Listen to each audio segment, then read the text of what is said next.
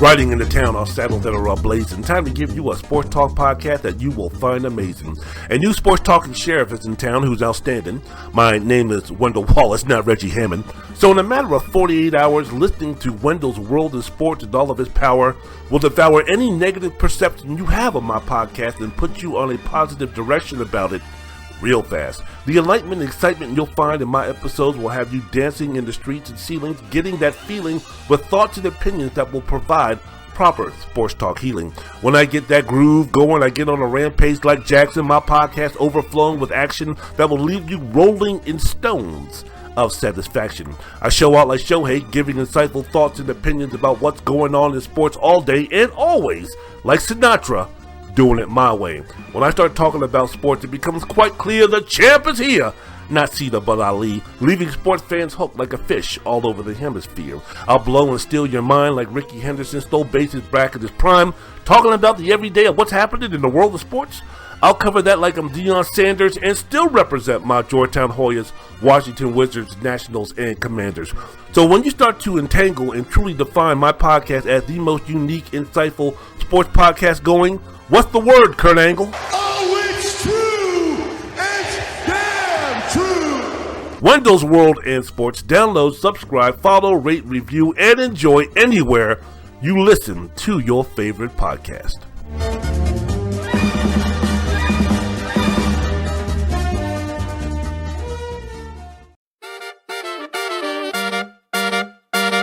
Ladies and gentlemen, welcome to the most unique, entertaining, and compelling sports talk podcast you'll ever listen to. Let's be great. Let's be great. Wendell's World in Sports with the one and only Wendell Wallace. Giannis charging down the lane to the rim, double clutch, no good, tipped in. Giannis tipped it home. Subscribe, rate, and review anywhere and everywhere you listen to this and all your favorite podcasts. And now, from Washington, D.C. metropolitan area, Rip, Roaring, and ready to rumble, Wendell Wallace.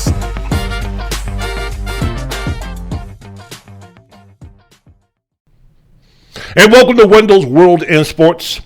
I'm your host, Wendell Wallace. So glad that you could be with us. A lot of things to get down on to discuss today in the world of sports. I want to thank you so much for watching this episode on YouTube. Before I go ahead and start talking about all the things that's happening in the NBA and in the NFL and other things, could you just do me one quick favor if you would? If you're watching this episode, thank you so much. Special dedication going to you.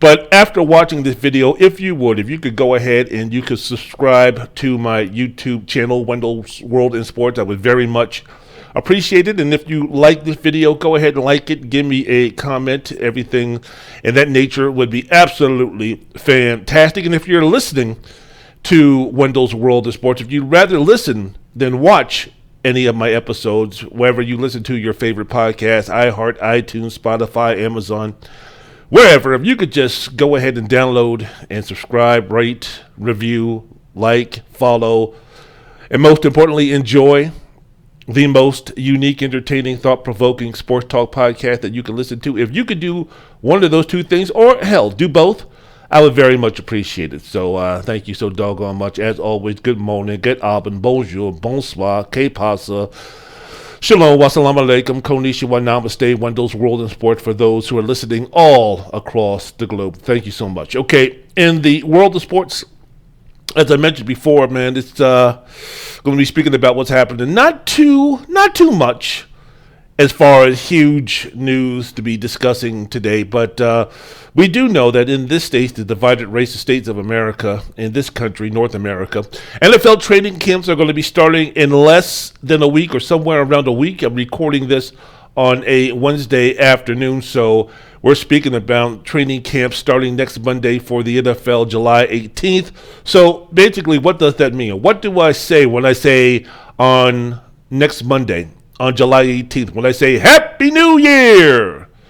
When speaking about sports, exactly what does that mean? The sports year as of right now is almost over. Yes, I know Major League Baseball is doing their thing. They got the All-Star game coming up, but for the most part, I can say that I pay most attention to baseball opening day, and then when the playoff starts, it's just too doggone long. And baseball has changed too much for me in terms of the pace. Maybe I'm getting older, and maybe I'm getting that get off my lawn type of mentality. Maybe, I don't know, I've got some secretive ADHD that I can't pay attention for a long period of time, can't concentrate. My bad, not others. But for some reason, man, the pace of the game, and I've talked about it, and I'm not here to bash on baseball or talk negative about baseball, but doggone it, man, it's just too goddamn slow. I'm not going to get into it. I'm not going to do a whole deal about why my love for baseball has diminished so much over the time of my life, but as of right now, just the everyday minutia of 162 games. The game of baseball is a beautiful sport, no doubt about it, but man, it's just become too laborious to sit there and watch an entire 9-inning game. You can blame society, you can blame with the instantaneous society that we live in, where we need everything now, which has eroded my patience along with the passage of time. But man, just to sit there and watch a 3-hour baseball game, it's just too much. And really my limit for watching sports in general, maybe outside of tennis, is probably about 2.5 hours. When you're going more than 2.5 hours to let the game is going in overtime, and it's unbelievable and it's fantastic. But for me to watch if a game in any sport is going to be over 2 hours and 45 minutes, that's my limit. That's my limit. Then it's like, okay, I can't take this anymore. That goes with the love of my life, basketball, football, doesn't matter, man. When you're speaking about something going over 2.5 hours, approaching 3 hours, just can't do it anymore. And baseball does that on a consistent basis for a regular 9-inning game. Hell, there were years when the New York Yankees would play the Boston Red Sox, and a regular 9-inning game would be damn near 3.5 hours. I can't do some shit like that. I can't watch a regular season game of anything that's going to be over 3 hours. Again, you're going to give me a great tennis match that's going to be 5 sets in a major. Okay, I'll go ahead and watch that because that's doggone damn exciting. But anything else? No, not happening. So, like I mentioned before, this is not to sit here and bash on baseball, but when I'm speaking about putting the beginning and end for sports years, I start with the training camps of the NFL. I start with the beginning of a new NFL season. For me, that's exactly when the new year for sports begins. Of course, in our regular everyday lives, we're speaking about the end of the year being December 31st, the beginning of the year being January 1st. Again, when we speak about the new year for sports, we are talking about the start of NFL training camp. So you have less than a week before the new year of sports begins. So really, once training camp starts and once all those things are over, we can just go ahead and start, getting our deal together. So here's what I need for you to do. Here's what I want for you to do. I talked about this on the audio podcast in terms of what we need to do, because we have a little bit of a window. I'm talking about sports fanatics. I'm talking about those who really love the sports. We're speaking about those who really love football and then basketball and such, and going on throughout the year. Here's what we need Here's what we need to do. Because, again, we're speaking about a small window. We're speaking about somewhere, I'm going to be guessing, around 6 weeks that we have. We need to go ahead and we need to start mobilizing and getting together and organizing our to-do list. Because once Labor Day is over, it's gung-ho in terms of the weekends is concerned. We can't be doing any honeydew stuff. We can't be doing any chores. We can't be doing anything that's going to take us away from the pleasure of watching college football and the NFL. We can't be spending our Saturdays and Sundays inundated with stuff that we should have been doing in July and should have been doing in August, when we have this time period where there is no NBA, there is no NHL, there is no NFL, and there is no college football, there is no college basketball during these times where in September and October and November and December and January, February, March, April, May, June, the weather is still nice outside. It's not frightful, and the weather is so delightful. And yet, in most of the world, it hasn't snowed. It hasn't snowed. It hasn't snowed yet. So we have a little window here where, I don't know, man. Go ahead and play with your kids. Go ahead and do everything. Go ahead and take your vacation. Go ahead and fix some things that need to be fixed. All these things that might come into play when we're going to be watching football or basketball or hockey or whatever, when the sports year really starts going. We don't want to do anything that's going to take away from our enjoyment on the weekends of kicking back and watching some college football and watching some NFL. Now, if you got kids and other things, and they have stuff that they need to do, or they need to go to soccer practice, they need to go to basketball games, they need to go to football practice, they run track, wrestle, whatever. Now, if you need to go ahead and take care of that, and that means that you miss the opening game of the NFL, the 10 o'clock window on the Pacific Coast or the 1 o'clock window on the East Coast, if it means that you're going to miss that, or if you're just one of those guys who just want to see your team play, whether that be the New York Giants, whether that be the Dallas Cowboys, whether that be the Las Vegas Raiders, or whether that be the Seattle Seahawks, whatever, if you're just one of those guys or one of those gals who want to sit there and say, you know what, all I need to do is watch my Washington Commanders play, and then I'm good for the rest of the day, and then I can spend more time with my wife, or I can spend more time with my kids, or I can spend more time with my boyfriend. I can go ahead and do those type of things. I can go for a drive. I can go read a book. Why in the world would you want to do those things when you've got football going? I don't know, but I'm a fanatic when it comes to that stuff. That's fine. But we want to make sure that when the football season on September 8th start, as far as the NFL is concerned, August 27th, when college football starts, when that begins, we don't want to have to be doing anything in terms of, honey, can you do this? Honey, you need to do that. Honey, this needs to be fixed. Dear, can you do this? Sweetheart, can you do this? Love, can you do this? None of that kind of nonsense. Daddy, can you do this? Mommy, can you do this? None of that kind of stuff. None of that kind of stuff. We want to have a situation where we are good to go Saturdays and Sundays watching football. As much as I sometimes get a little bit down and depressed when I think about the fact that here I am, single, no kids, so I don't have that problem. I don't have a situation where on Saturdays and Sundays I got someone telling me, honey, we need to do this, honey, you need to do that, the kids need to do this, you need to do that, you're watching too much football, blah, blah, blah, blah.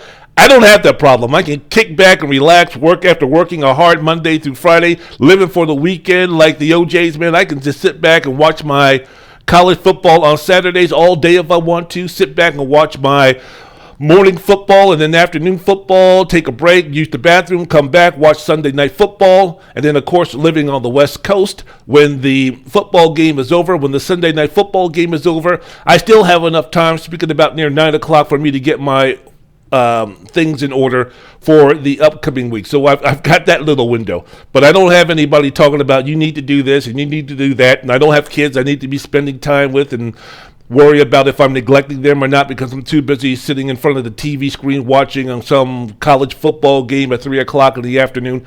I don't need to be worried about any of that stuff. But for those who do, remember, man, let's go ahead and right now is the time period where you need to shower your children and your loved one with love and affection to the point where they're just sick and tired of you. So when the football season comes, it's like, yeah, Daddy, geez, move on. Why get in front of the TV? Ain't there something going on with the football or something like that? I'm going to go outside, play with my friends, or do something. Get them to the point where you're so sick and tired of their attention and the fawning that you're giving all over them that they'll want to have you get away from them. And that opens up the door very nicely for you to watch your football on Saturday and on Sunday without any disruption whatsoever.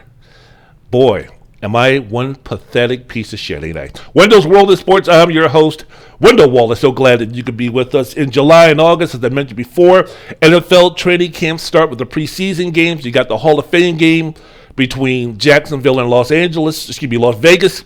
Our Raiders, that's going to be starting on August 4th. That's only 4 Thursdays from now. I'm recording this on a Wednesday afternoon, so let me see. You have the 14th, 21st, 28th. Yep, 4 Thursdays from now. Officially, the watching of the NFL starts. Then the first weekend, that August 11th, the next weekend, that's the first week of preseason. And you have games like the New York Giants and the New England Patriots, Tennessee Titans, and the Baltimore Ravens. The regular season starts September 8th. The first game of the season on Thursday night, you'll have the Buffalo Bills at the Los Angeles Rams, and then you have college football starting on the 27th. That's 7 Saturdays left before we get to the start of college football, where you have Nebraska at Northwestern and you have Illinois at or Wyoming at Illinois. Then the season starts for real that next Thursday, where you have West Virginia at Tennessee, Central Michigan at Pittsburgh, Penn State at Purdue. Then that Friday you have Western Michigan at Michigan State, Illinois at Indiana, TCU at Colorado. Then that Saturday, that's when you just start, as I mentioned before, start dancing in the street like Martha and the Vandellas, and dancing on the ceiling like Lionel Richie, and doing the Boogie-Loo, the Funky Chicken 2, and the James Brown, because you can get down. Because if you're a college football fan, that Saturday, that Labor Day weekend, is where it's just going to be prime time gold. Man, if you're going to be going on vacation, make sure you're somewhere near a television, man, because you've got Notre Dame at Ohio State, the start of the Marcus Freeman era.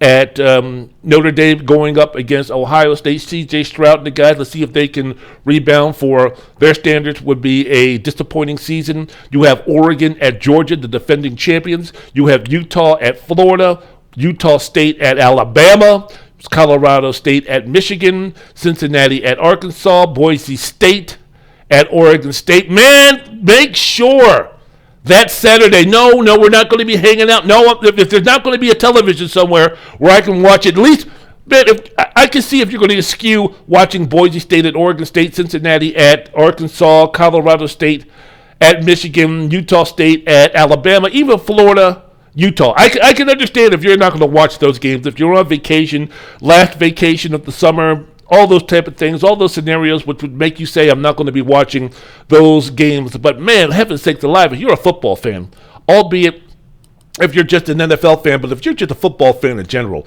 you're going to try to tell me that Saturday you're going to miss Notre Dame at Ohio State and you're going to miss Oregon at Georgia? Come on now. Negotiate, talk to, reason with the husband, with the kids, with your parents about, man, give me at least Notre Dame and Ohio State. Let me make sure. Let me see if I can find out exactly the time when Notre Dame and Ohio State is going to be playing. So at least give me those 3 hours. Then afterwards, I'll do the drudgery of hanging out with you instead of watching Colorado State at Michigan or Boise State at Oregon State. And even getting back to some of these games that I mentioned before, look, when college football is going to be rocking and rolling, my desire to watch a game like Nebraska in Northwestern in October or November, of course it's not going to be that high. But when we're speaking about a situation where it's been almost damn near 8 months, 7.5 months, the last college football game that was played between Alabama and Georgia, and we've been on this long of a hiatus. Yes, I'm going to be fiending to be watching some football. So yes, if you're speaking about a game in October, Nebraska at Northwestern, Wyoming at Illinois, West Virginia, I'm interested to see what's happening with Tennessee, though. Penn State at Purdue, James Franklin, I'm interested to see what team he has bouncing back from with the squad he has up there in Happy Valley. But, Central Michigan at Pittsburgh, TCU at Colorado, Illinois at Indiana. See, these games, when college football starts a rocking and a rolling, and we've got the SEC in full gear, we've got the Big Ten in full gear, we've got, Clemson doing their thing, and we've got a pretty decent idea of what Lincoln Riley is going to be at USC with the new, fresh, beginnings of a program out there on the West Coast before they move to the Big Ten. All of those things we'll have a chance to be thoroughly drenched in terms of really good games, really good teams, really good players and such. But until that event happens in mid-September going on to October, yeah, man, Nebraska at Northwestern, yeah, that's intriguing. Wyoming at Illinois on August 27th, yeah, that's going to be intriguing for when there ain't nothing else going on in terms of football that's concerned, or if you're really a big college football fan, when you're speaking about what's happening, what's going on in the world of college football. And the last time that you saw a college football game was the national championship game, Georgia winning their first championship since that coon Herschel Walker was doing the thing at the University of Georgia with Vince Dooley back in the early 80s. So, yeah, man, I can understand. Look, we've got the fiending for watching some college football. So, yeah, so you've got that Sunday Florida State at LSU. I'm going to be interested to see what type of team Brian Kelly is going to assemble and put on the field in his first year at LSU down there at Baton Rouge.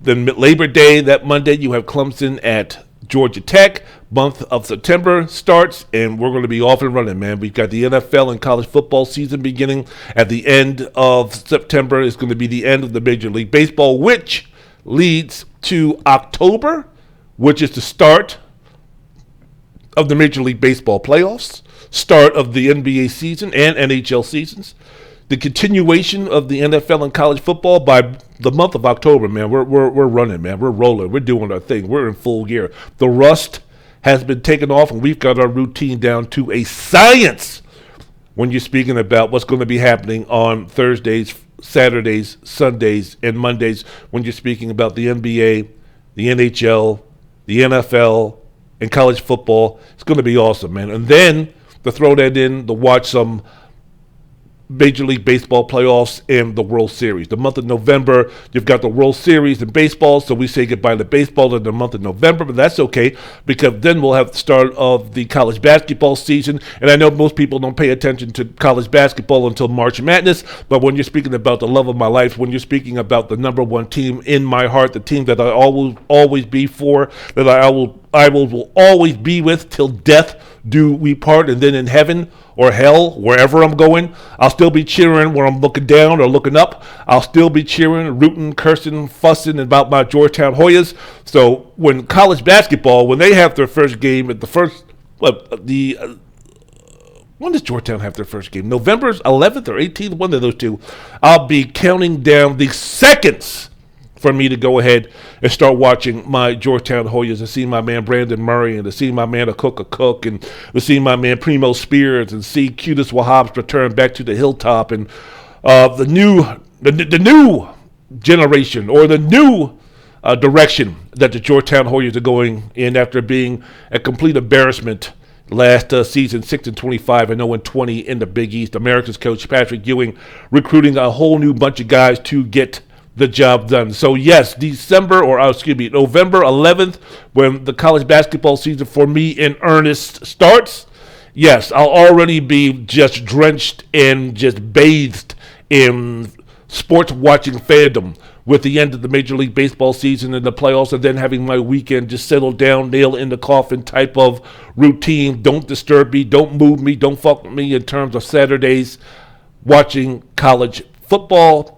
and then Sundays watching the NFL. November, December, those sports continuing as far as the NHL and the NBA. Then December through March. December, end of the year for normal folks, start for the year 2023. We've got the end of the college football season, and we've got bowl season, the end of the NFL regular season, and the playoffs and the Super Bowl. We're speaking about the NBA and college basketball, maybe going through the dog days, but still love myself some NBA, love myself some Georgetown Hoyas, so I'll be fine with that. At the end of February going into March, that's when we have March Madness. We'll have the NCAA tournament. We'll have the conference tournaments. April, June, the end of the college basketball season, the NBA regular season, and then we've got the playoffs. Then we got the NHL Stanley Cup playoffs. We got the NFL draft and free agency for those who are needing a quick little fix of the NFL. Man, the only thing worth a damn, really, if you speak about it during the calendar month in terms of the sports year and the sports fandom, for me, in June, after the NBA Finals, the NBA Draft, a little bit of NBA Summer League, which I'll get into the next segment, the last segment of the program. The only thing worth a damn is the Wimbledon tennis tournament. Even without Serena playing, Serena was playing, but, coming back, her time is dwindling near in terms of her career is concerned. And with, Roger Federer, my favorite athlete, the most admired athlete for me of my generation, Roger Federer not playing this year. Both of those legends, both of those goats being 40 years old. Serena coming back from injury. Roger missing this Wimbledon because of a knee surgery and a knee injury. But still, even without those two, I always go ahead and watch the Wimbledon tournament. Novak Djokovic winning his 7th and 4th straight Wimbledon championship with a 4-set victory over Nick Kyrgios. I'm not going to get too much in the weeds on this because I know people are sitting there going, tennis, really?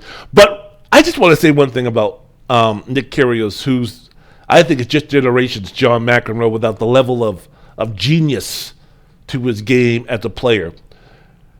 Out there during the match, he's yelling at his team a number of times and yelling at the umpire about unruly fans and making comments. He thought he had 700 drinks, making comments like that to the fans and such. Then Kyrgios broke Wimbledon fashion rule after losing to Djokovic. After the match, he accepted the runners-up trophy in the interview wearing a red hat that he put on. And Wimbledon has very strict rules and required the players wear all white while on the court. It says competitors must be dressed in suitable tennis attire that is almost entirely white, and this applies from the point at which the player enters the court surround. White does not include off-white or cream. So, I mean, hey, look, I've always said this before. Nick Kyrgios is a guy who, I mean, he loved the NBA. Basketball is his first love, even though he loves the game of tennis. But he just conducts himself like a guy who plays basketball. He conducts himself like he's on the NBA court or the NFL field or something like that. And yes, I know in tennis we're supposed to have a level of decorum where you're not supposed to act like that. You can show emotion and stuff, but Kyrgios is just one of those guys where he's kind of like, fuck it, I'm going to be the Draymond Green of tennis. So, hey, for those who are mad at Nick Kyrgios, hey, he's a multimillionaire many times over. So we can speak about lost opportunities for someone who has the talent to win multiple majors and be great and do this and do that. I mean, if you're Nick Kyrgios fan, if you take a look at the bigger picture and you're speaking about missed opportunities and all this type of things, the guy is still going to have more money than he's going to know what to do with if he's got a halfway decent brain in his head. He's still going to have generational wealth doing what he did. So he's one of those guys, man. For folks who want to be Nick Kyrgios but don't have the nerve to be Nick Kyrgios or act like Nick Kyrgios, I mean, that's their guy. He's their fella. So good for him, man. But good for Novak winning his 7th Wimbledon and 4th Wimbledon championship in a row. But tennis, at the end of Wimbledon, that's it. And then August, you got the U.S. Open. But, by that time, I'm so feeding for the start of college and pro football that, it's just kind of like a little bit of a distraction for me. Not enough for it to be appointment television viewing if I need to do something to make sure that my Saturdays and Sundays at the beginning of the football season will not be interrupted. So that is it, man. We're talking about the beginning of the new year, sports new year here on Wendell's World of Sports. I'm your host, Wendell Wallace. So doggone glad that you could be with us. NFL training camps, as I mentioned before, starts next week. This offseason, what can we say, man? What can we talk about? Less interesting? Less newsworthy?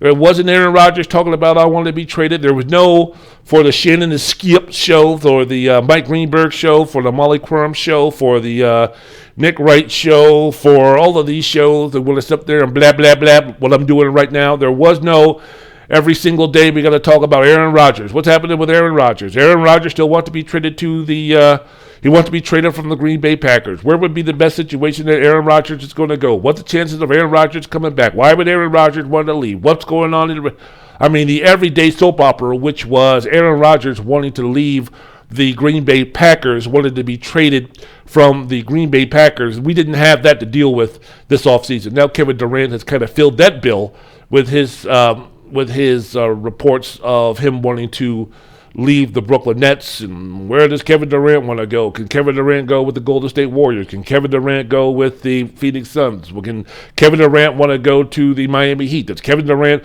What happened with Kevin Durant? Who could be traded for Kevin Durant? Will Kevin Durant go to the Brooklyn Nets? What's going on with Kevin Durant? Over and over and over again. Now, when you have Malika Andrews, and I can see her on television, and she's smiling and looking fantastic, talking about that, is not as painful, is not as annoying, but still, after a point, it's like, click.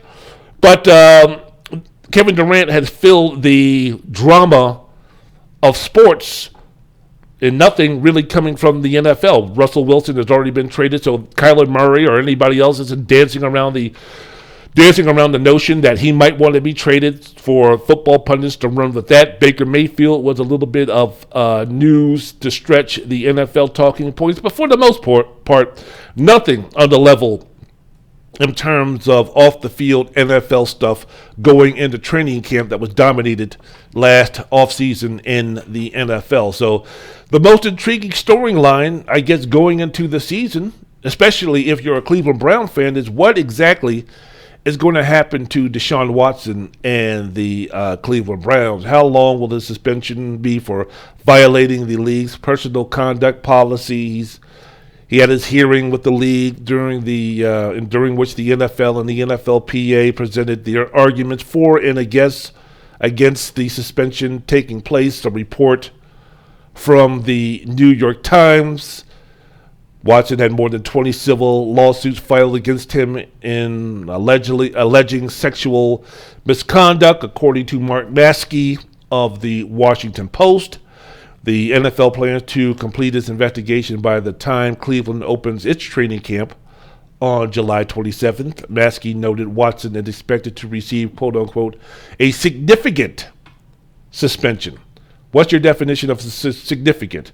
Are we speaking about 8 games? Are we speaking about an entire year? Are we speaking about a year and a half? Are we speaking about 2 years? What's going to be the climate? What's going to be the appetite for this independent panel to give Watson its suspension? Now, Mike Florio of Pro Football Talk reported that some of the league office want Watson to remain off the field until all the civil lawsuits are resolved. All right. And Maskey noted that the league will probably seek a suspension of 1 full season. So here's the point that I find a little bit interesting moving forward in all this here on Wendell's World of Sports podcast with yours truly, Wendell Wallace. Here's what I find amazing, and here's what I want to discuss with you about. How much of an impact of the Supreme Court's horrible, outrageous decision to overturn Roe-v-Wade have on the NFL's decision in punishing Watson? How is this going to? How much play is that going to go into? Because if you don't know, let me explain to you. And even those who might be casual sport fans or not huge NFL sports fans like myself or even near that level, the common folks or the society at large knows a little bit about the multiple problems when it comes to the league, the NFL, and its treatment of women. The league has already been urged by 6 state attorney generals to improve working conditions for female employees following allegations that the organization is a hostile workplace for the women. And in February, if you don't remember, let me refresh, the New York Times reported that more than 30 former women who work for the league described a stifling, deeply ingrained in corporate culture that demoralized some female employees, drove some to quit in frustration, and left many feeling brushed aside. This is the league office that we're speaking about. This is not one particular team. Before we start getting into teams, before we start getting into players who are garnering the majority of the spotlight, when you're speaking about NFL personnel, employees acting badly, acting misogynistic, acting heinous in their terms of the respect in their relationships with women. We're not even speaking about, we haven't even gotten to the players yet. I don't even need to mention players like Ray Rice and players who have done heinous type of things in terms of their relationships with women. We're speaking about the league office. We're speaking about a league office where the commissioner is talking about we take these things very seriously. And then in February, you have this report come out.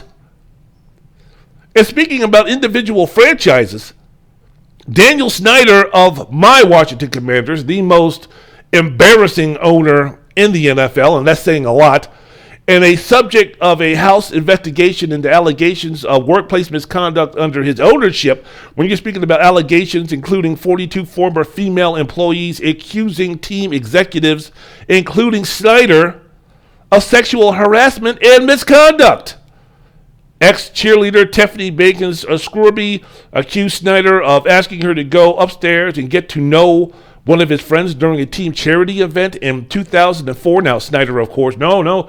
But there's been plenty of smoke. There's been plenty of fire to go with the smoke. And there's been plenty of acknowledgments to know that the Washington, whether you want to call them Redskins, football team, or now Commanders, you can change the nickname, but you can't change the culture for a long period of time of what that organization was doing to its women employees, whether it be upper management or whether it be their cheerleaders, in terms of some of the Neanderthal, knuckle-dragging, misogynistic, ignorant type of views and misconduct that they've been having to put those women through. So this is a situation where over the past 12 seasons, 168 NFL players have been accused of sexual assault. Of those 168 allegations involving sexual assault, only 22 saw their cases go to trial. 22. And of those 22 cases, 6 cases resulted in convictions. The NFL has a horrible record when it comes to its treatment of women. And yes, and we know the majority is going to go down. And again, we've all seen it. We've all seen it plastered. We all know what the focus has been. We all know who the stars of the show is when we're speaking about the film. NFL players acting like asses, acting like creeps, acting like uncaged, untamed animals, with some of the physicality and abuse that they levied on women. The disrespect, both physically, mentally, everything and above. We've seen that. And that's painted quite a picture for its league in terms of the way that it treats women. So here is another example coming up.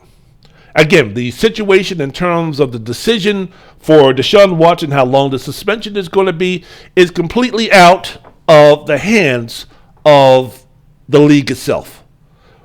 Whether you're speaking about him getting a full year, whether you're speaking about Deshaun Watson being suspended 6 games, 8 games, this is a situation you can't throw on Roger Goodell and talk about how horrible of a commissioner that he is. This is completely out of his depth in terms of, I'm going to be making the decision, or I'm going to be the final decision maker in terms of how long that Deshaun Watson is going to be suspended, if Deshaun Watson is going to be suspended at all, which I'm going to guess that he is. So taking account, let's just start from 0 games all the way up to 34. Okay, let's go from he's going to be suspended no games all the way up to he's going to be suspended 2 years. My question to you, whether you're a man or a woman, I'm asking this question too. What would be the appropriate time period in terms of Deshaun Watson being suspended?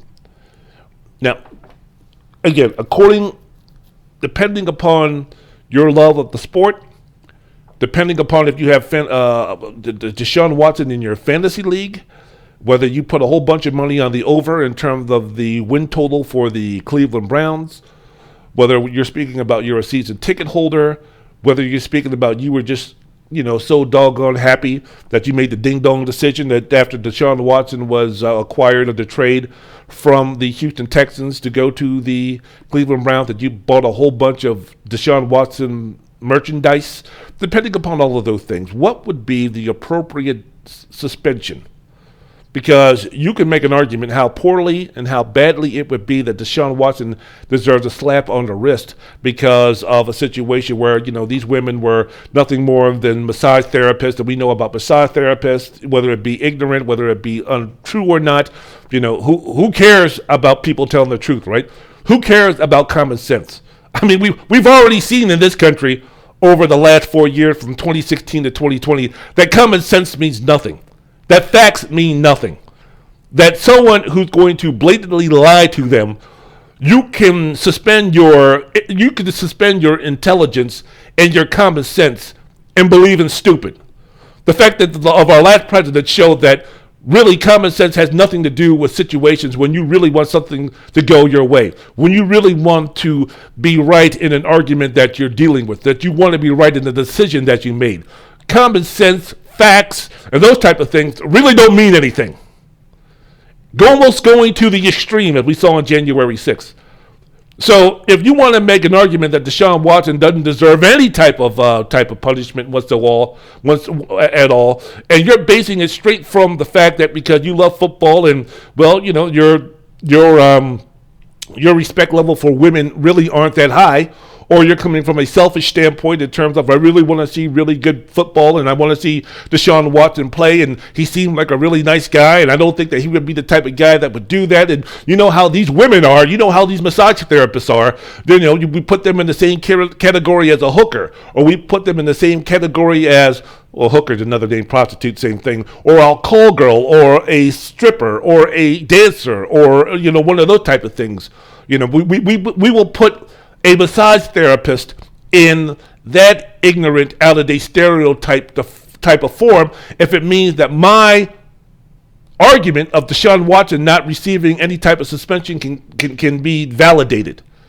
You know what I'm saying? I mean, you have plenty of folks out there who are ignorant enough, who are misogynistic enough, who are blinded enough by their fandom, by their love of sports, and the Cleveland Browns and Deshaun Watson, whatever, to go ahead and make that argument.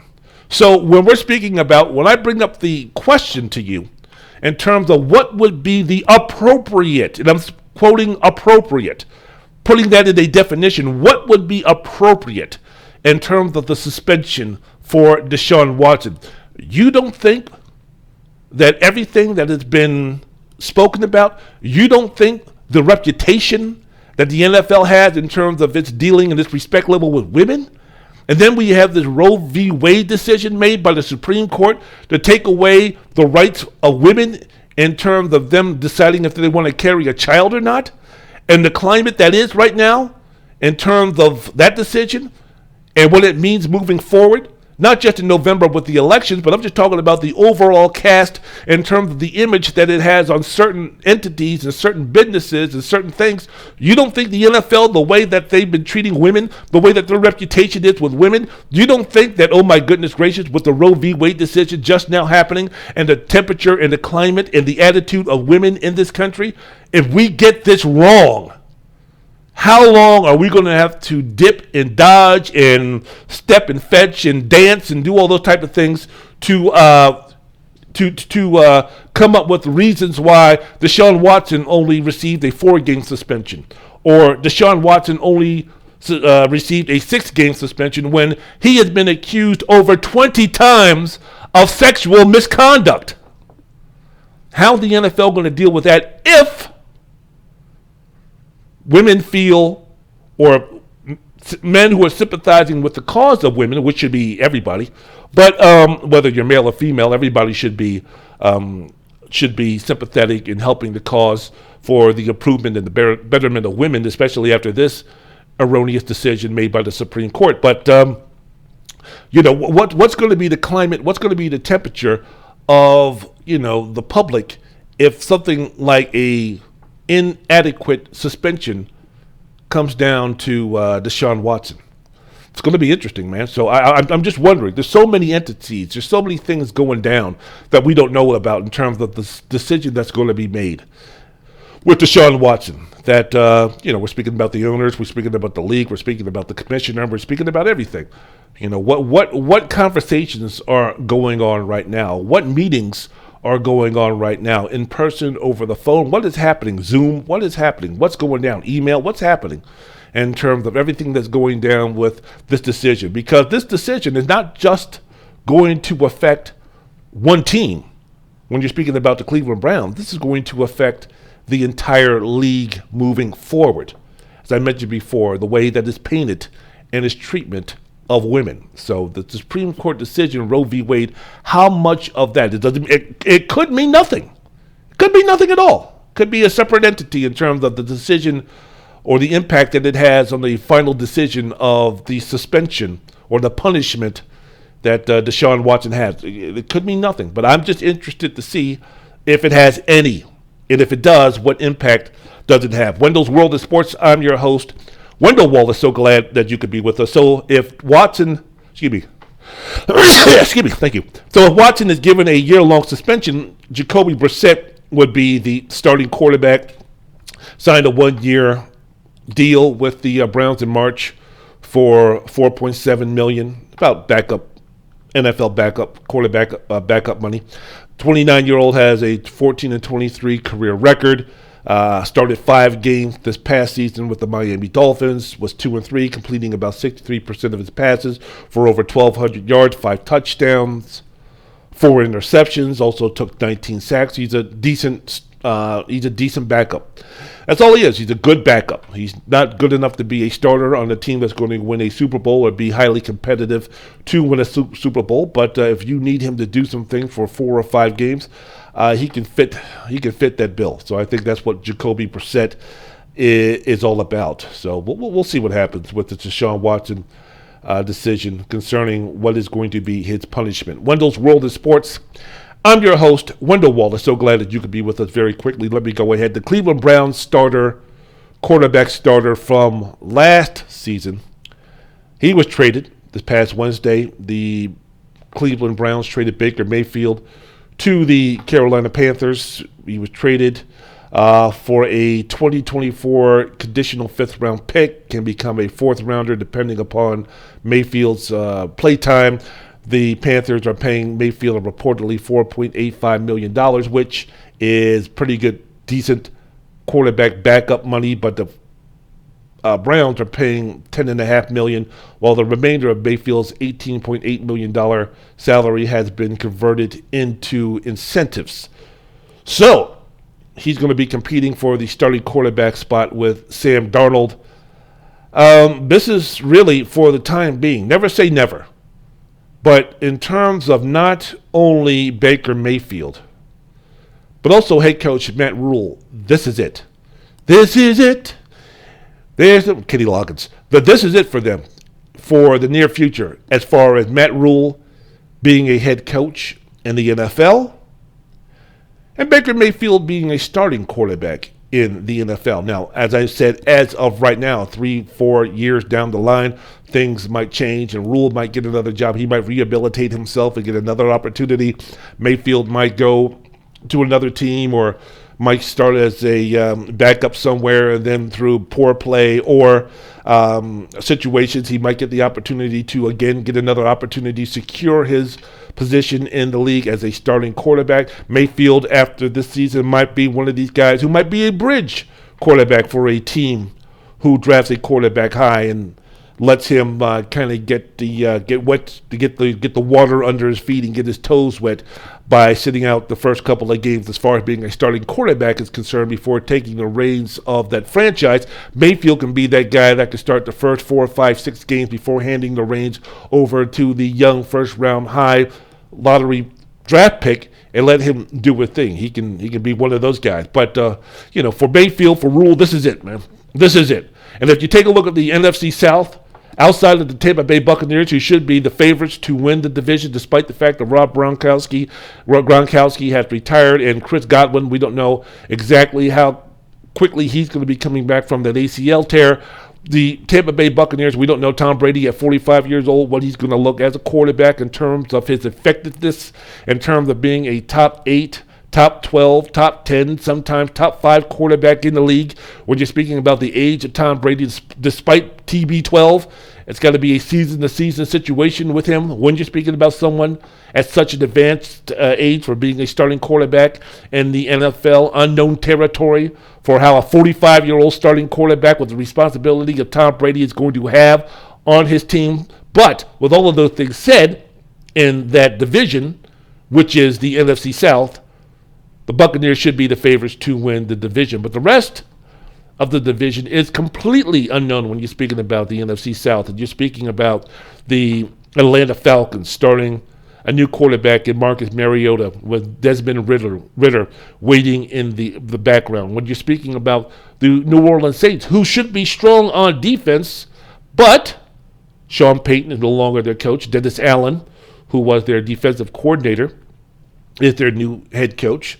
In his one stint with the then Oakland Raiders, Allen was 8-28. I think the dysfunction, and during his time with the Raiders, you really can't put too much emphasis on what type of coaches he's going to be based on that. But 8-28 is 8-28. But, he will have a strong defense, which is going to be able to keep the Saints in game. But you're taking a look at a situation with the quarterback in Jameis Winston, who's coming off an ACL injury last season. Running back Alvin Kamara seems set for a long suspension after he was arrested on battery charges following the Pro Bowl in Las Vegas. No longer is Michael Thomas on the team, so their lack of a number one threat to the wide receiver position coming off of an, when you're dealing with Jameis Winston coming off of an ACL tear. Are we going to be in a situation without Alvin Kamara? What is the offense going to look like? It means that the New Orleans Saints are going to have to win ugly. And in the NFL of today, can you win football games on a consistent basis 14-10, 17-14, 21-27? Now, maybe as a few years ago, you have a defense like the San Francisco 49ers did, maybe, possibly. Is the defense for the New Orleans Saints that good to keep them in games with a quarterback who is prone to turnovers when asked to do too much? We will see. We don't know. The key when you're looking at, though, for the success of the Carolina Panthers, which in turn will decide the fate of the coach, Matt Rule, if he's going to continue to coach for the Panthers, and the continuation of Baker Mayfield being a starting quarterback in the NFL for the near future. The key for that, really, it's not going to be Robbie Anderson. It's not going to be any of those things. It's going to be what's going to be happening with Christian McCaffrey. Because after having 1,000 yards rushing and receiving in 2019, he's missed 23 games the next 3 seasons because of injury. McCaffrey led the NFL with over 5,000 yards for scrimmage from 2017 through 2019. So he's coming back now. A, how long is he going to be before he gets injured again? B, how close is the Christian McCaffrey of 2017 through 2019 walking through that door? What is the Christian McCaffrey looking like now? Is he going to be the same player that he was, 5 years ago, 4 years ago, 3 years ago? So even if he comes back and he's healthy, does he have enough in terms of what he had when he was at his peak to help the Carolina Panthers on a consistent basis? Not 16 games now, but 17, to see what they can do to get into the playoffs. I think if you're Dave Tepper, the owner of the Carolina Panthers, this is a guy who's speaking about, hey, man, you know what? We need to make the playoffs. Last season, he signed off on the acquisition of Cam Newton with the intended purpose to make the playoffs. So it was a situation where Tepper ain't one of these owners that's going to have the patience of Job in terms of a long-time success of keeping a coach around if he feels that he's not reaching the team's expectations. So I'm going to guess the marching orders or the dictates of what the owner expects from this franchise and from its coach is to make the playoffs. And if that doesn't happen, I'm quite sure that Matt Rule is going to be looking for another job, and the possibility of Baker Mayfield looking for another opportunity to be a starting quarterback somewhere, but having to settle on being a backup for real. Wendell's World in Sports. I'm your host, Wendell Wallace. So glad that you could be with us. So there you go, man. Baker Mayfield going to the Carolina Panthers. Let's hope that he can grow up. There were reports of him being childish, immature. Jason Lloyd of theathletic.com recently wrote that the Browns widely viewed Mayfield as childish and immature. His behavior annoyed teammates and divided the locker room. He was often difficult to coach. After a 2021 win over the Lions, he refused to talk to reporters, had an apparent beef with Odell Beckham Jr. and his father that resulted in most of the team putting themselves behind Odell Beckham Jr. In the beef and the squabble. Mayfield reportedly was miffed about a variety of things that happened last year, including the fact that the in-house radio show dared to criticize him. Okay, man, you gotta go. You gotta go. So all of these things in terms of, he's moved out of the stadium. Him and his wife or his girlfriend or his fiance, I don't know which one, but his residence at the Cleveland Browns Stadium is no longer there. I wonder if he's going to be living in the same situation at the Panthers stadium. So I wonder if that's going to be the case. Anyway, this is going to be his last chance. Mayfield, you got to get it done. So all of these things with the NFL season starting, maybe not the regular season, but the NFL in earnest starting in less than a week. These are some of the things that we're going to be talking about. It'll be interesting to see going down as we get closer to the Hall of Fame game, get closer to the preseason, and then the regular season, which, while only 17 games, is a long time in terms of trying to see what's happening when you're speaking about who are the favorites, who's not the favorites, and all those type of things. It's going to be a lot of pretty good pro football talk and college football talk, and we'll have a lot of meat to chew on in terms of speaking about college football because they'll be starting 1 week before the NFL. So the new year for sports fans is right around the corner. Happy New Year in a week. Football is almost here.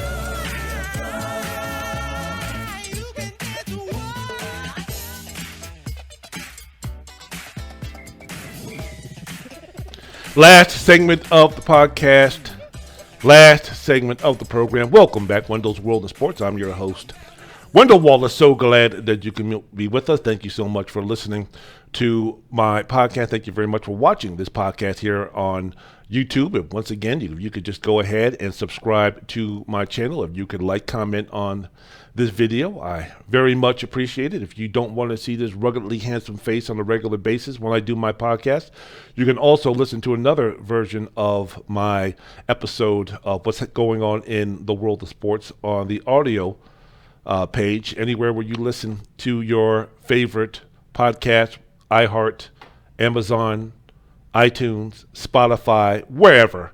WENDE_WENDELL_S Wendell's World in Sports. You just go ahead and you just, as always, 5-star review, fantastic, follow, awesome, download, wonderful, subscribe, even better, rate, review, most importantly, enjoy the most unique, entertaining, thought-provoking sports talk podcast that you can listen to.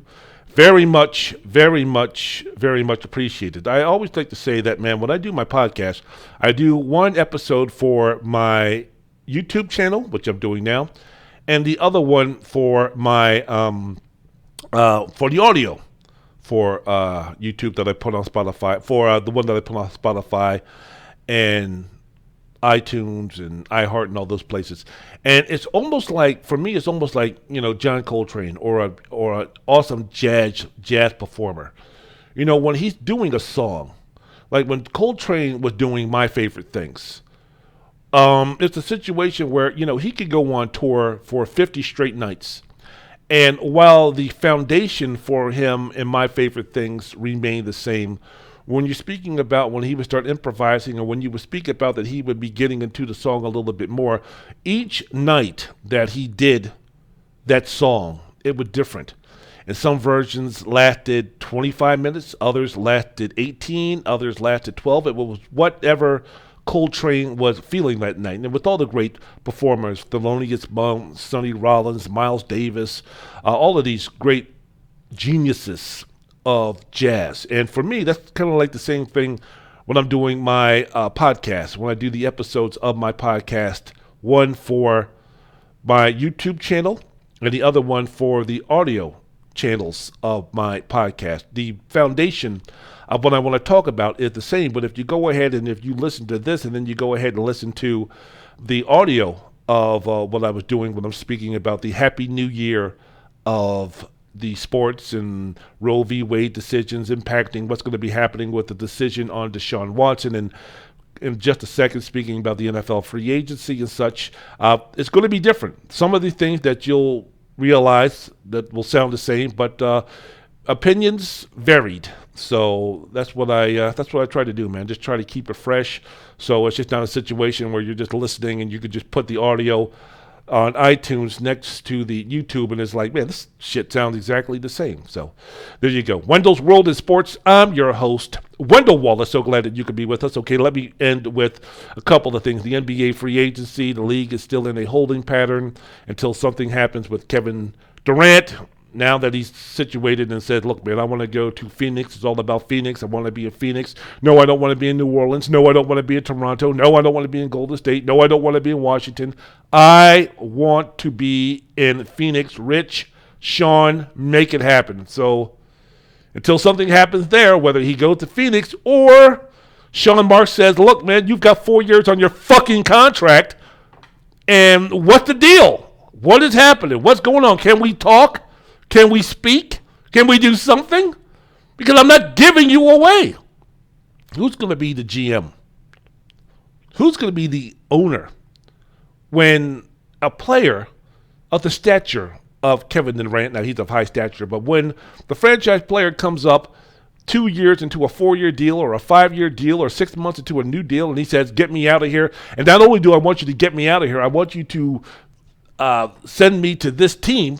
Make it happen by any way possible. And if that means crippling your franchise, so be it. Which owner is going to say, you know what, man, fuck you.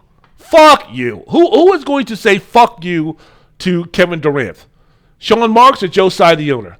In terms of, well, you know, I want to be traded. I don't want to play here, and I want to be traded to Phoenix. Fuck you. You're playing for the fucking Nets. You signed for 4 years, $194 fucking million. We're not trading you for Mikal Bridges, a bunch of draft picks, and Cam Johnsons. Fuck you. See you in October. And as much as you love the game of basketball, we'll see if you want to start missing paychecks. If you want to go the Ben Simmons route.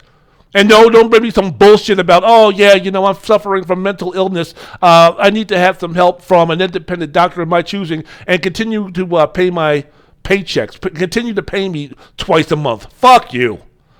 Who's going to be that owner? The last person who, or the last owner who really did that was Jerry Buss with Kobe Bryant. As I mentioned before, Kobe Bryant wanted to be traded from the Lakers, and he was talking about going to the Bulls, and he was talking about going to the Clippers, and the Buss family was like, hey, man, we're not trading you. What can we do to make this better? Because we're not trading you. That you need to do that. Someone needs to do that, or someone in the Nets organization needs to do that with Kevin Durant. I don't know if it's Sean Marks. I don't know if it's Jacques Vaughn. I mean, Kevin Durant has gone MIA, but they need to find him. You know, maybe he did the Dave Chappelle route and went down to South Africa and is hanging out with the South Africans where no one knows his name. You don't know my name, but someone needs to find that motherfucker and say, look, man, we got to sit down and we got to talk because you ain't going to Phoenix. So what's going to be the deal here? What's your next move? Our move is, no, we're not trading you to Phoenix because we can't get anywhere near value for trading you there. So ball's in your court. And if we don't hear from you, we're expecting you for training camp, which opens in sometime in September. So there you go. But until then, you know, nothing really has happened. But one thing that struck me, because free agency for the most part is almost over, is the players that got max deals. Some deserved them. Some didn't make any type of sense. I take a look at a questionable max deal. Bradley Beal, 5 years, $251 million with a no-trade clause. Karl Anthony Towns re-signing with Minnesota, 4 years, $224 million. Zach LaVine, with his knee problems, re-signing with Chicago Bulls, 5 years, $215 million.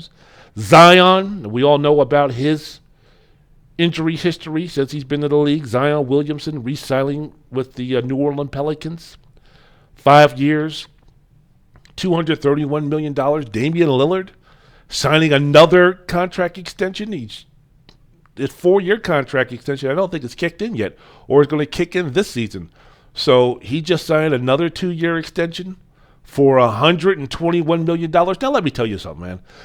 Bradley Beal, Karl Anthony Towns, Zach LaVine, Zion Williams, Damian Lillard, all of these guys.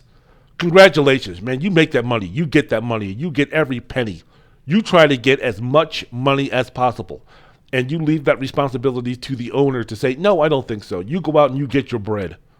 Go out, and I'm not angry at any of these guys, man. Congratulations, awesome. Damian Lillard had made $450 million in his career.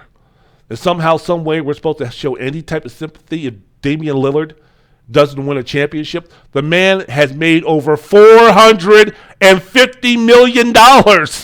You would think I would give a rat's patoot if I won an NBA championship or not? If I won 3 NBA championships and for my career made $125 million, or I can win no championships and earn over $450 million, I'm taking the latter, baby.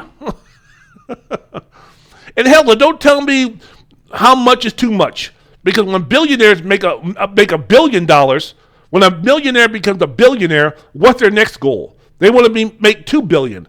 And after that, they want to make $4 billion. And after that, they want to make $8 billion. So what is enough is enough, as much money as you can make, baby. And the last time I checked, I'll make $150 million. That's generational wealth. That's awesome. That's fantastic. And I can win a couple of rings, and that's wonderful. But 15, 20 years from now, what the fuck does that mean if I win a championship or not?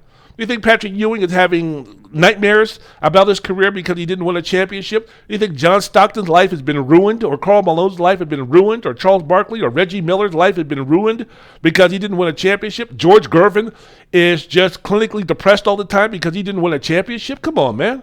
Dan Marino has had a life from hell because he didn't win a championship? Come on now. Shoot, $450 million.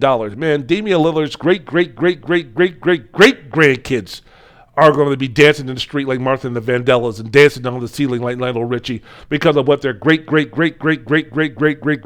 did by getting them all that money. Who knows, man? Making $150 million and winning himself a couple of rings, yeah, that might be good to take care of 3 generations of Lillard.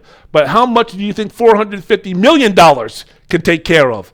No rings? That can take care of like 7 or 8, man. You can be speaking about a dynasty here, man. When you're speaking about, you could be speaking about another dynasty in terms of that money.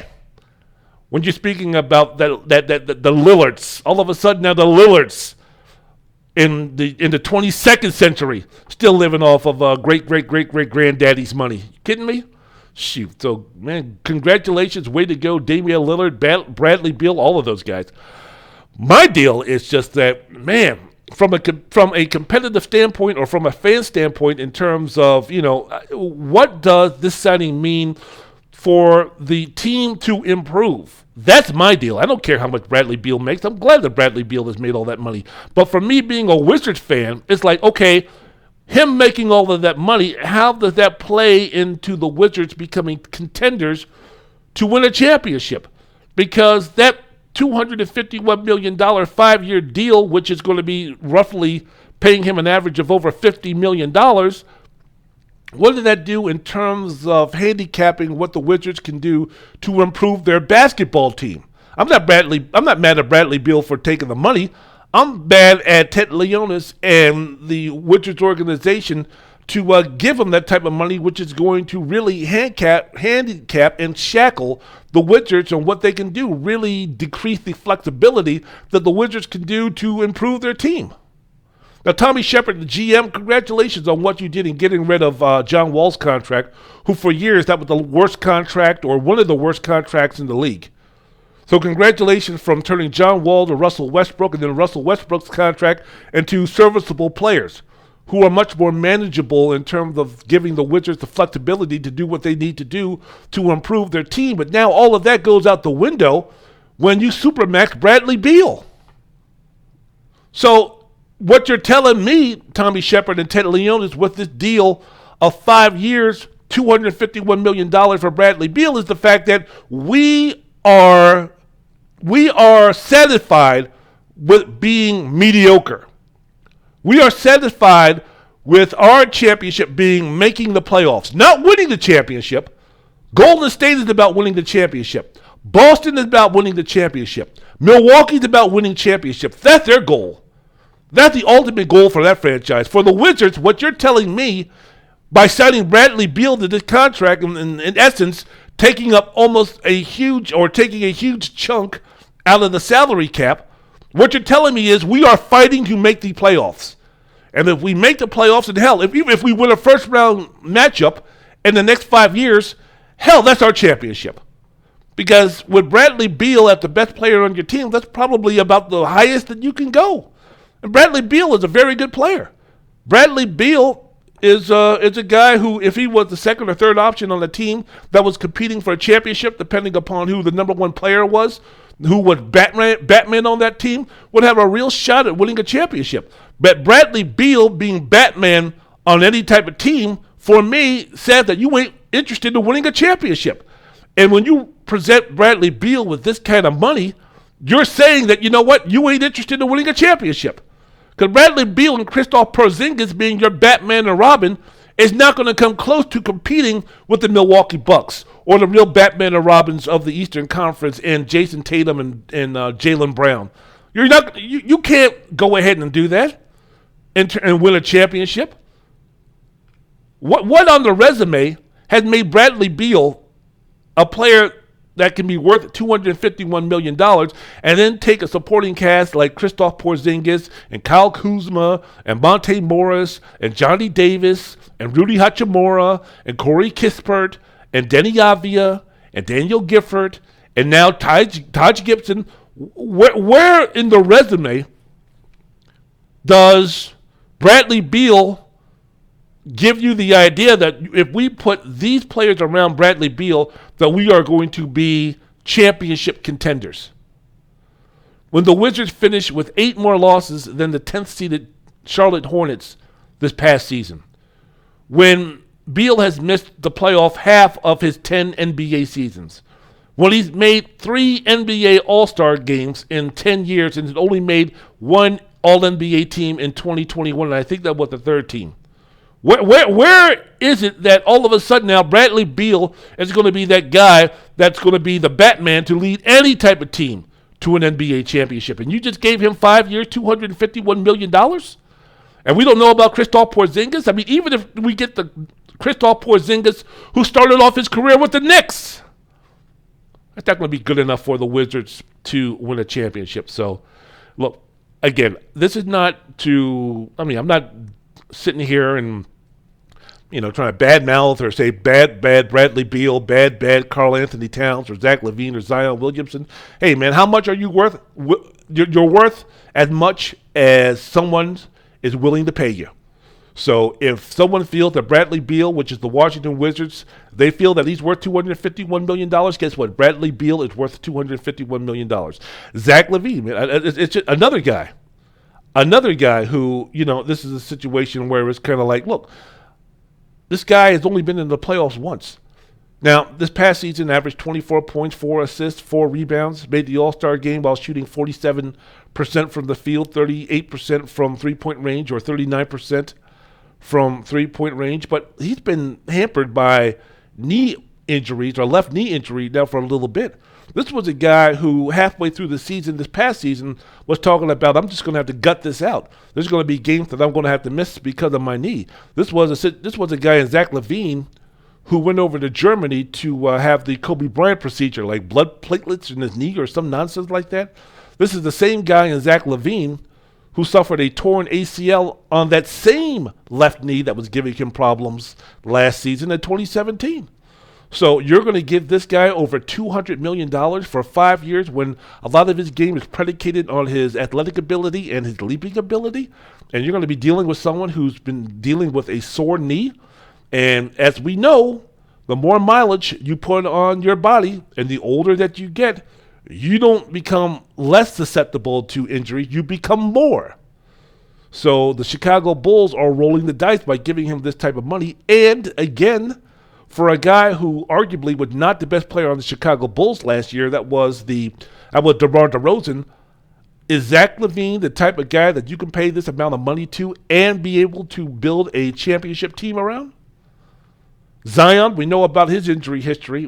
This guy, an anomaly amongst anomalies, because we've never seen a guy with this type of explosiveness at his size and at his weight. Is Zion Williamson built for basketball at the level that people want him or the money that they're paying him? Can Zion play at that level with his weight for that many years when you already speak about the type of injuries that he has.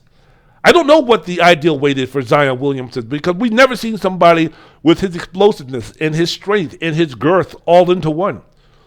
We don't know if a body like that can hold up to something like that in terms of the explosiveness. And Zion already plays a physical type of game. Zion already plays basketball like a football player in terms of the more contact, the better. Even someone at his size, even someone with his strength, how long is that going to last before, again, we start with him dealing with lower back issues or knee issues or foot issues? We don't know. We don't know. So we don't know what the ideal weight for Zion is. I mean, I don't know. Right now, Zion is probably listed somewhere around, 260? So probably he's closer to 275, 280. What's in optimal shape Zion Williams? What weight would you consider to be optimal for Zion Williams to be able to live up to 5 years, $231 million? Could he get down to 235? Could he get down to 240? Could he get down to 250?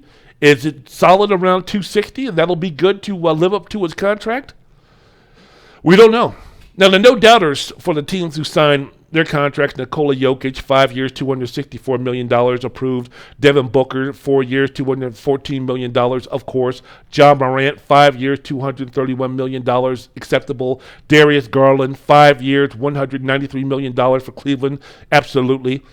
Those I understand. Those are no-doubters. But, man, when you start talking about players who deserve the Supermax, what do you think in this current NBA, currently in the NBA? Which players deserve a Supermax? I'm going to go Jokic, Giannis, Luka, Steph Curry, maybe, possibly, probably Embiid if he can stay healthy. But that's about it. Jokic, you put someone around him, I think that he could win a championship, even though he hasn't even got to a Western Conference Finals yet. Giannis has already proven. Luka, the boy especially now, have you seen pictures of him over the summer? Luka's going to come back next season and tear it up. The Western Conference Finals, the journey that the Mavericks made this past season, I think really fueled Luka to take his game up another level. I think he's motivated. I think that maybe possibly the light has come on in terms of what he needs to do to be that superstar amongst superstars. I think Luka, I'm going to call it right now. I mean, I don't know, but I think that he's going to be a guy that's going to win the MVP next season or be right up there high in the mix. Not have that late start that he did this past season because he spent half the season getting himself in shape. I think Luka is going to come into camp the best shape in his life, and I think he's going to wreck shop. But we'll see. But I think Luka is the guy, Supermax, deserves a Supermax. Steph Curry, Supermax, champion. Giannis, champion. Jokic, 2-time MVP. So, yeah. But Bradley Beal? Okay. I don't know. Biggest deal of the offseason here on Wendell's World of Sports podcast.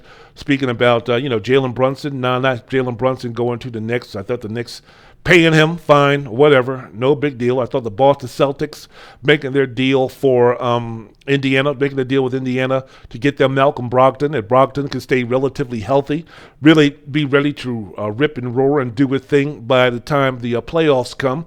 I think that when the trade can really be evaluated in terms of how good it was. Indiana looking to get younger. Miles Turner is now on the trading block.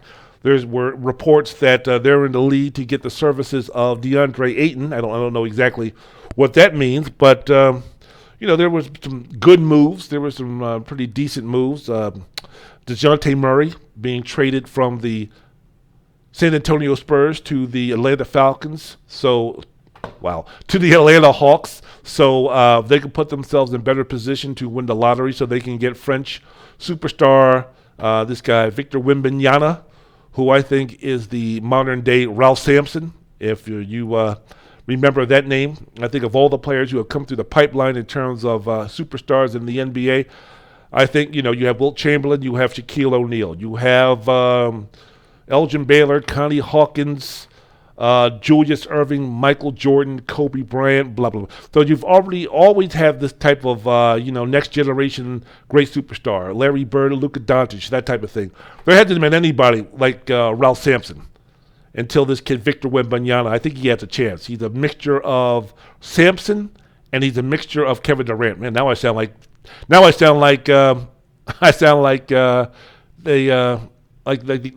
guy on the NBA draft. Man, I forgot his name, but they're talking all that nonsense. But yeah, Victor Wembanyama, take a look out for that guy. But the biggest trade of the offseason, Utah trading Rudy Gobert to Minnesota.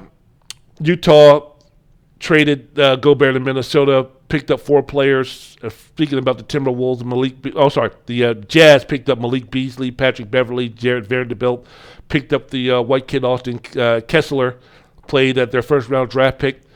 But in trading for Rudy Gobert, Minnesota gave up 5 future first-round draft picks in 2023, 25, 26, 27, and 29 for Rudy Gobert. Now you know why Sean Marks is saying fuck you to Kevin Durant.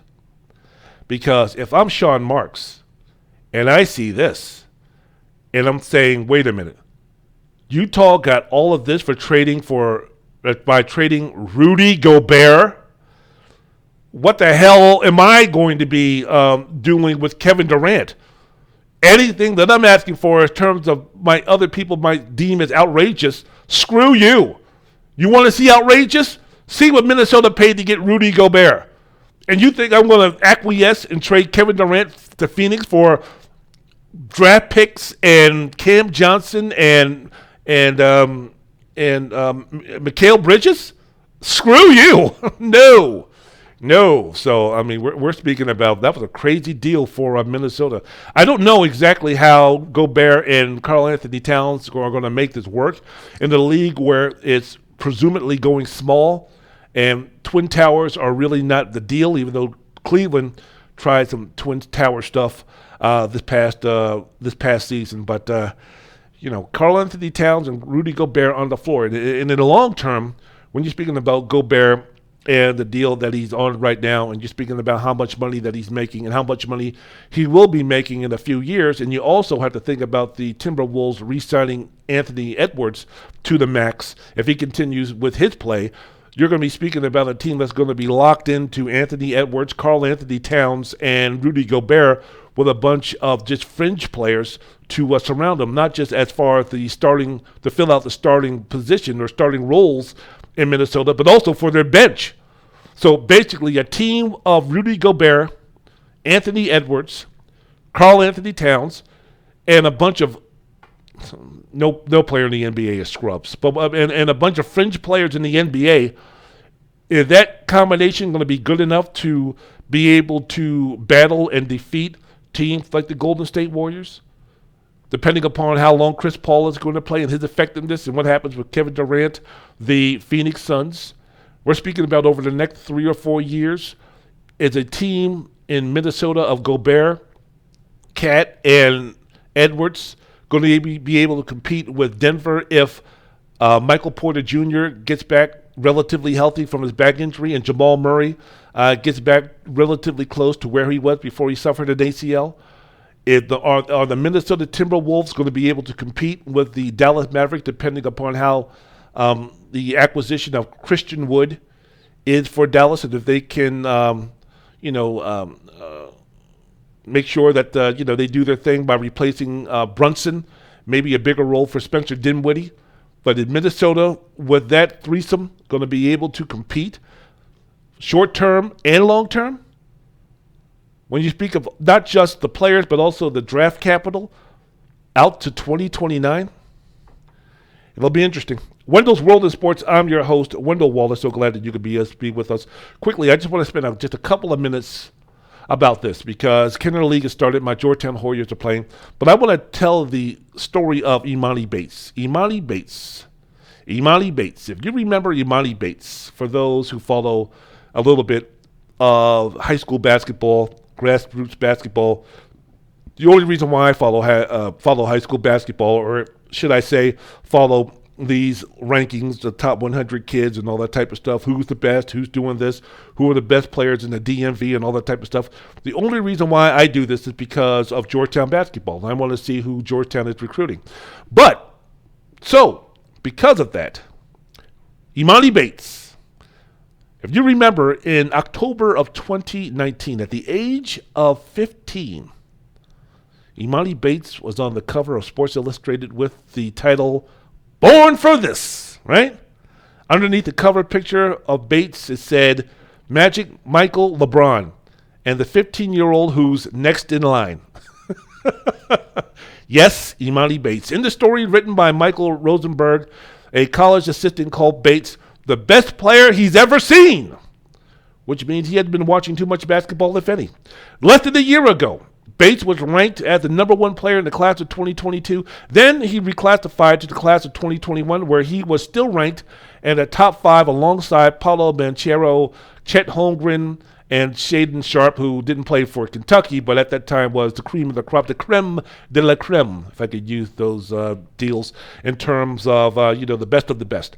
I remember but Bates really coming into the scene when, similar to Andrew Wiggins, when he was a sophomore at Huntington Prep in West Virginia, and people started to get buzz about him because he balled out at a AAU tournament that LeBron was at, and they were showing on YouTube while Wiggins was doing a thing on the court and dunking and doing all this type of crazy stuff and man amongst boys and all this type of stuff. They were, the camera would catch LeBron, doing the jig and going crazy, and this is unbelievable. So I guess from that shine that Andrew Wiggins got by, bringing out this type of emotion from LeBron James, that was like, oh, so if LeBron is going to be so, in love with this guy's game and, giving those type of reactions. I mean, Andrew Wiggins, he must be, this guy is going to be so great and so wonderful. So Andrew Wiggins, and I've told this story before, Andrew Wiggins was the guy at the age of 15 that was supposed to be the next in line to save the game of basketball once he became an NBA player. And he was going to be the guy with LeBron getting older, passing the torch. He was going to pass the torch to Andrew Wiggins, and Andrew Wiggins was going to be next in line to be that superstar, generational, all-time great player.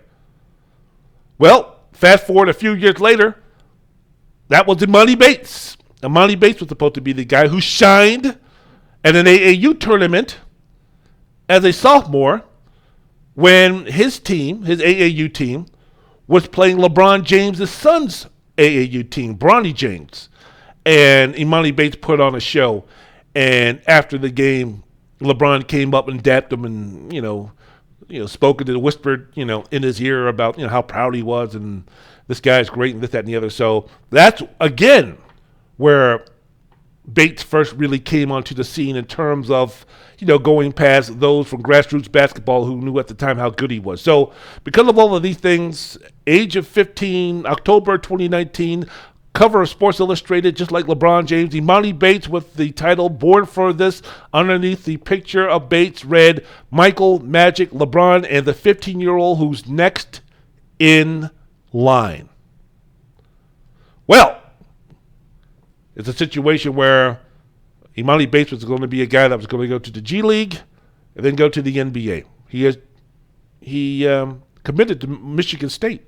Everybody was like, bullshit, he ain't going to Michigan State. That man is going to decommit and then go to the G League. Come on now. Shocked everybody. He said, no, I'm not going to the G League. I'm going to go to Memphis. I'm going to commit to play for Penny Hardaway, Memphis University, the Memphis Tigers. And along with Jalen Duran was the centerpiece for for Memphis having the number one recruiting class in the nation. Not Kentucky, not Duke, for the second time in 4 years as coach of the Memphis Tigers, Penny Hardaway grabbed himself the number one recruiting class, was presumably the player that was going to turn everything around. And what had people so excited with the fact that because Emoni Bates reclassified, that he would be too young to be one and done. So this was a situation where, man, we're going to get at least 2 years from this guy, not just one. So imagine what Emoni Bates can do for the program in 2 years of him playing 2 years, not just one.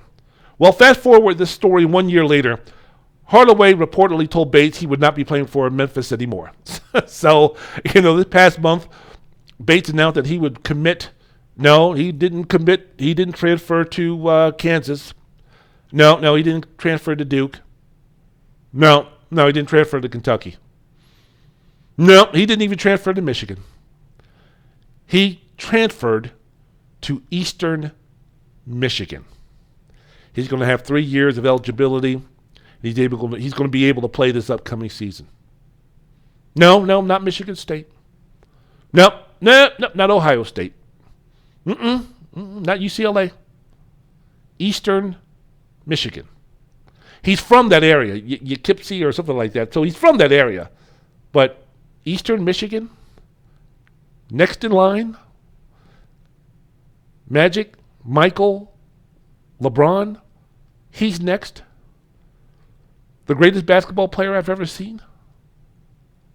Eastern Michigan? Eastern Michigan. Regardless of how well or poorly he plays, he's probably going to apply for the NBA draft. So Eastern Michigan is going to have him for 1 year. Maybe this is the Patrick Baldwin Jr. situation, right? Remember Patrick Baldwin, who was final 3 schools came down to Duke, Georgetown, and Milwaukee, Wisconsin. He chose Milwaukee, Wisconsin because his dad was the coach there, Patrick Baldwin Sr., and out of sight, out of mind, had a very disappointing season. So Patrick Baldwin, who was a 5-star, top 10, top 15 recruit in the class of 2021, went to Milwaukee, Wisconsin, a mid-tier, mid-major school, really didn't do anything, was injured a lot, and was drafted near the end of the first round. I think he was drafted by the Golden State Warriors, I think. Possibly, but I don't know. But for a guy who was supposed to be a one and done and be a lottery pick, for him to falter and fall like he did, I mean, maybe Emoni Bates is setting up for that situation. So we're speaking about the Emoni Bates team that reportedly had interest in him after he left Memphis. Teams like Louisville and Michigan, they didn't offer him. They saw his father. They saw how nosy. They saw how bothersome. They saw how he was running and dealing with his son and wanted to be part of everything that was going on with his son in terms of playing and all this type of stuff.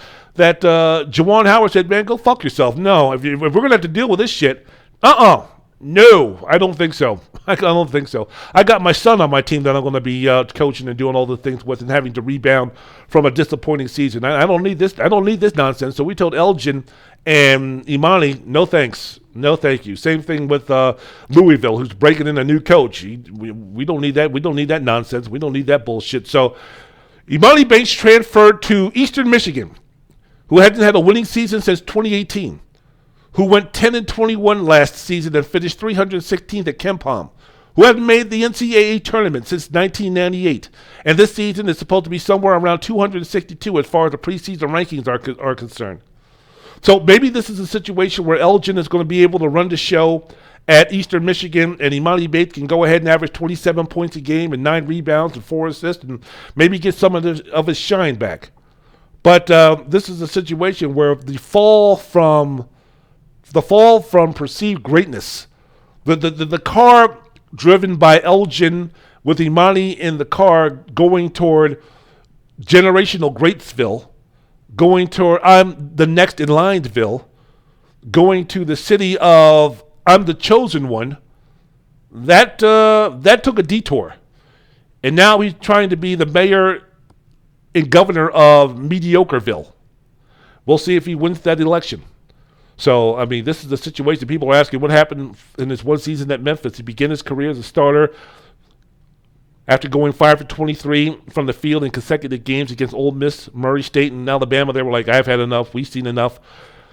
Played only 15 minutes against Alabama, was benched for nearly the entire second half. Memphis went on to win that game to snap a 4-game losing streak. Then all of a sudden, Hardaway and Rasheed Wallace and Larry Brown and the rest of the coaches on that staff said, wait a minute, we're a lot better when Emoni Bates is not on the floor. Emoni Bates saw that he wasn't getting the playing time that he thought he deserved. More importantly for him, Elgin, not Baylor, but Bates, his father, saw that he wasn't getting the playing time that he deserved. So a little more than a month after that, after Bates was benched, he left the team and returned home to Michigan because of what he described as back issues. What are those back issues? Lower back, what's going on? Slip disc, what's happening? What's the injury? We'll only say that it's back issues. Nobody ever mentioned that Bates was dealing with a back issue until after he left the team with a quote-unquote back issues. So was this a back issue due to the fact that he was sitting on the bench, and his back didn't like the fact that he was sitting on the bench, and his back thought that I would be 100% healed if I could get on the court and play, but if I'm going to be sitting on the bench and not living up to my expectations and to what I think I should be doing, that my back is going to have issues, and the only way to deal with those issues with my back, if I'm not going to be playing, is to quit, is to leave, is to abandon the team. Because if you had back issues while playing for Memphis, shouldn't you allow the team doctor or somebody affiliated with the Memphis Tigers basketball program at that university to look at your back? If you're having back issues, then why are you flying home to see a doctor rather than just seeing the team doctor? Why do you need to go home to Michigan for a doctor to look at back issues? Is the state of Michigan the best of the best? Are they world renowned for dealing with back issues? And Memphis, Tennessee isn't? So Bates rejoined after he got over his pouting and out of his situation like that. He rejoined Memphis more than a month later. But, you know, he played 3 minutes against Boise State in the NCAA tournament, played 12 minutes against Gonzaga with no factor, was no impact, nothing. So now that he's leaving. And, chalk this up to another situation where, hey, man, at 15 years old, maybe we should wait a little bit, because this is kind of like the second time now in terms of naming the next great one for college basketball when he's only 15 years old and a sophomore in high school that the folks who have been evaluating this has missed and have missed badly when it comes first to Andrew Wiggins and now Emoni Bates. Maybe we should wait a little bit more. I don't know, maybe till they're at least seniors in college before we start talking about he's great. And maybe before we start talking about this guy's going to be the next LeBron or Kobe or Michael or Magic, maybe he should, I don't know, get into the pros first? I mean, do we need to be first? Do we need to be first in terms of that far out? I mean, nobody guessed Jordan when he was a sophomore in high school that he was going to be the next great one. And he turned out to be all right, and the league turned out to be all right. And 15, 20 years from now, when we're taking a look at these guys, I mean, do we really care in terms of, wow, I saw this guy when he was a sophomore, and I was the first one to report that he was going to be the greatest of them all.